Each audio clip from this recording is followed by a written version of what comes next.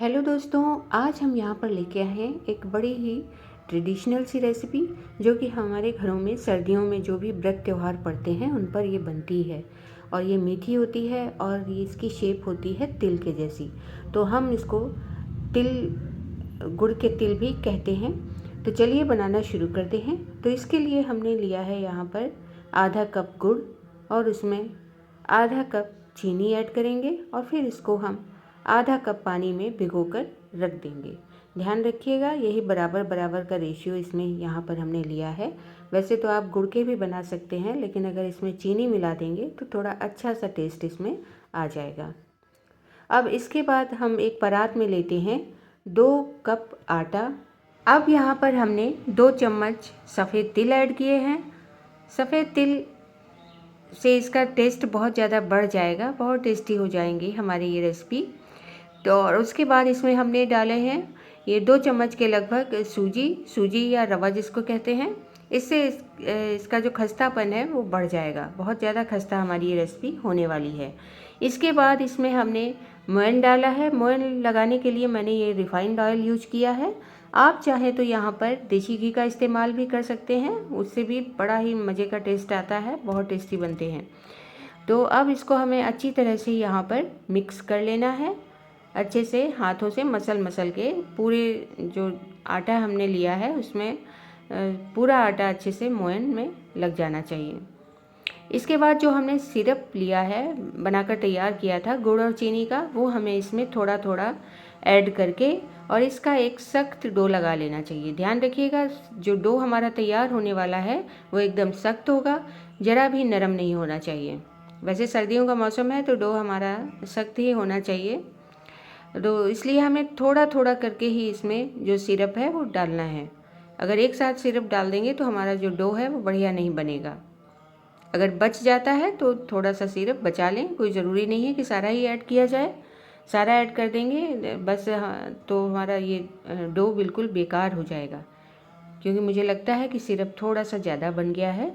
तो इसलिए यहाँ पर हमने थोड़ा सा सिरप बचा लेना है और डो को बढ़िया से हमें ये तैयार कर लेना है। तो देखिए एकदम सख्त डो तैयार हुआ है और इसको हमें मतलब रेस्ट करने के लिए नहीं रखना है। बस डो हमारा तैयार हो गया है। अब इसको हम फटाफट से इसके तिल हम बना लेते हैं। तो चलिए बनाना शुरू करते हैं। इसको एक चौकी पर हमने रख लिया है। देखिए 2-3 मिनट में ही एकदम सख्त हो गया है। और भी अब इसमें थोड़ा सा हम ऑयल लगाकर इसको चिकना कर लेंगे और फिर इसके ऊपर हम इसको थोड़ी देर मसलेंगे इस तरह से। अब इसको हम 2 पार्ट में डिवाइड कर लेंगे। ये ज़्यादा सा है तो थोड़ा अलग अलग हिस्सों में 2 बार में हम इनको बना लेंगे।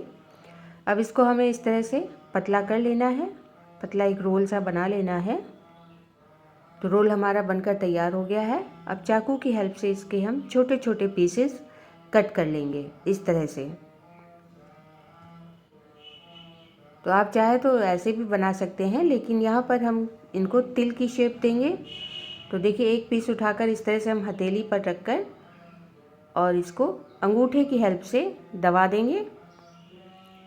तो देखिए बिल्कुल जैसा तिल की शेप होती है वही शेप इसकी आ गई है। तो सारे के पीसेस हम इसी तरह से दबा कर अंगूठे की हेल्प से दबा कर तैयार कर लेते हैं। तो हमारे सारी ये पीसेस बनकर तैयार हो गए हैं। अब बारी आती है इनको सेकने की। तो देखिए कहीं से मोटा है, कहीं पतला है, तो इसी तरह से ये बनते हैं और तभी इसका टेस्ट बढ़िया सा हमें लगता है। अब एक गैस पे हमने पहले से तेल डालकर उसको गर्म होने के लिए रख दिया था। तो ये हमें बिल्कुल स्लो टू मीडियम हमें तेल गरम चाहिए, हाई तेल नहीं होना चाहिए, हाई मतलब तेज़ गरम तेल नहीं होना चाहिए। अब उसमें हम ये धीरे धीरे सारे नहीं, मतलब थोड़े से, बहुत ज़्यादा एक साथ नहीं डालने हैं। तो ये भी हम 2 बार में सेकेंगे, तलेंगे। तो इस तरह से हम ऐड कर देंगे, बहुत ज़्यादा एक साथ ना डालें, नहीं तो ये आपस में ही टूट कर एक दूसरे से लड़कर ये टूट कर गिर जाएंगे। तो इसलिए हमें थोड़े मुझे लगता है मैंने 2-3 ये इसमें ज़्यादा ऐड कर दिए हैं। तो देखिए ये हमारा 1-2 ये टूट भी गए हैं। और फिर इनको हमें गोल्डन होने तक तल लेना है, कोई जल्दबाजी नहीं करनी है। एक बैच सिकने में लगभग 10 मिनट का टाइम लगता है। तो 10 मिनट में हमारा ये एक बैच तैयार होता है। फ्लेम हमें लो टू मीडियम रखनी है, तेज़ फ्लेम पर नहीं सेकने हैं, नहीं तो अंदर से कच्चे रह जाएंगे। तो इस तरह से हमारे ये सारे तिलकुट बनकर तैयार हो गए हैं।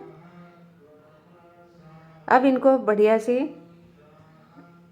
या तो हमारे यहाँ पूजा में भी शामिल होते हैं, सकट की पूजा में हम ये बनाते हैं। तो आप भी चाहे तो जैसे भी हो आप बनाइएगा, पूजा ना हो तो भी आप बना सकते हैं, कोई ऐसी बाउंडेशन नहीं है कि पूजा में ही बनाया जाए। मैं तो अक्सर ही इनको बनाती हूँ। तो एकदम सॉफ्ट नरम बढ़िया से तिलकुट हमारे बनकर तैयार हो गए हैं। और अगर आपको मेरी ये रेसिपी पसंद आए तो प्लीज़ मेरे चैनल को लाइक और सब्सक्राइब करना ना भूलिएगा। और ये देखिए कितना मतलब उंगली से तोड़ते ही ये एकदम क्रंची सा बिखर गया है। तो इसी तरह से एक बढ़िया खस्ता से तिलकुट आप भी घर पर ज़रूर से ट्राई कीजिएगा। Thank you.